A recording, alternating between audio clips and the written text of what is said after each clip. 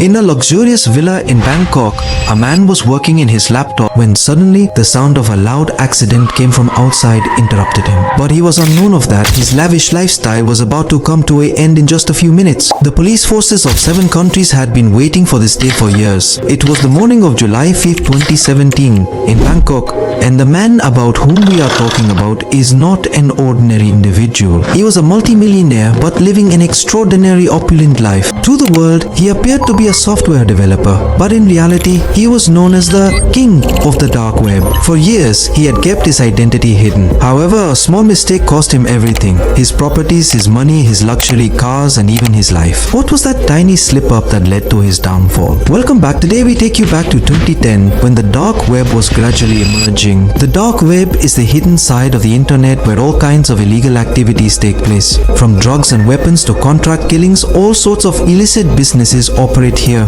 There's a specific reason why these activities occur on the dark web. The reason is, criminals around the world want to hide their identities to evade police and law enforcement agencies. Dark web provides them with that anonymity.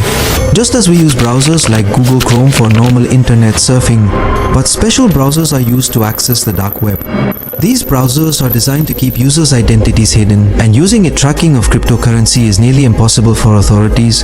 The dark web resolved many issues related to illegal trades. Contractors' identities become secure, and transferring payments became much safer also. A new platform came named Silk Road. It all started in February 2011, and within a short time, it had over 100,000 customers and gained so much fame. However, after just 2 years, the owner of Silk Road was caught and the website was shut down. But because this business was so lucrative, these websites, customers used their bitcoins to make purchases. After the platform took its commission, the remaining amount would go to the seller. Since everything here was black market business and the platform was banned. In the case of exit scams, drug dealers simply moved to other platforms. In the early years of the dark web, there were many scams, platform owners being caught, and hacking incidents were happening. And a new mastermind platform called Alpha 2 came into existence. No one knew the name or location of the person who launched it. He identified himself as Alpha. Initially, Alpha only sold stolen credit card information, but he never do the works like child abuse material and stolen Russian bank account details. But why? Maybe Alpha 02 didn't want to mess with Russian law enforcement, or perhaps wanted to show US agencies that the Babuye show was operating was from Russia.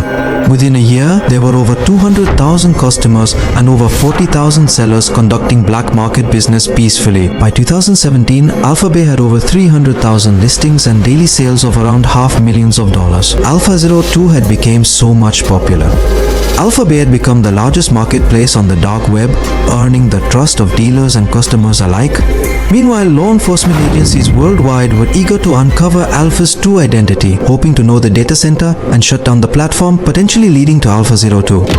Typically, a website's server location, meaning where the site is hosted, is unknown.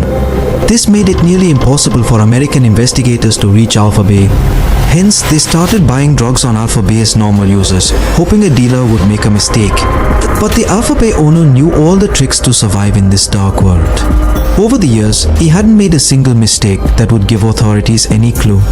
But then in June 2017, authorities finally got a best clue of Alphabay 2 DDA officer Robert Miller was searching for Alpha 02, and suddenly, he received an email with information about Alpha email. The email was from an anonymous source, and the user who sent that data was unknown. A similar welcome email had been sent from Alphabay to the person when the platform first launched in January. This welcome email was sent from an address that was of that host. Whether the email came from a competitor, a customer, or a drug dealer didn't matter, because the DEA now had a crucial piece of information. They had the first important lead on Alpha 02 identity. There was a French social media platform where someone had signed up with the same email address under the name Alex. The investigation team found photos from 2008 and 2009 likely of Alpha 02. According to the 2008 profile, he was 17 years old at the time, and perhaps the 1991 in the email address indicated his birth year. Using this email, they traced back to a profile from 2008. He had also made a post on a French technology forum where his username was Alpha 02, and at the end of the post, his real name was signed Alexandre Cazes. Authorities now had Alpha's real name, but they needed to find out where he was. On LinkedIn, Alexandre had listed himself as a software designer. The biggest clue about his current location, however, came from Facebook. And using this tip, American authorities arrived in Bangkok and collaborated with Thai authorities, discovered that Alexandre had purchased several properties in the city, and now it was the time to quietly monitor him rather than to arrest him immediately. He owned a Hyundai Tucson and was about to buy a villa in Cyprus. Agents were closely watching his every move. He was living happy life and as normal drove around Bangkok in his Lamborghini, but he was completely unaware that Thai, American and Canadian authorities were closely looking on him. Meanwhile, authorities were devising a plan to arrest him. The problem was that if they arrested him outright, it would be difficult to prove him in court that he was the owner of Alphabay. Therefore, the investigation team started collecting the clue. In Europe also, a dark website named Hansa had been causing trouble for European authorities. While the Americans were planning Alexandre's arrest, European investigators were dealing with Hansa Market. The FBI informed European authorities that they were planning to arrest Alpha02 and shut down Alphabay.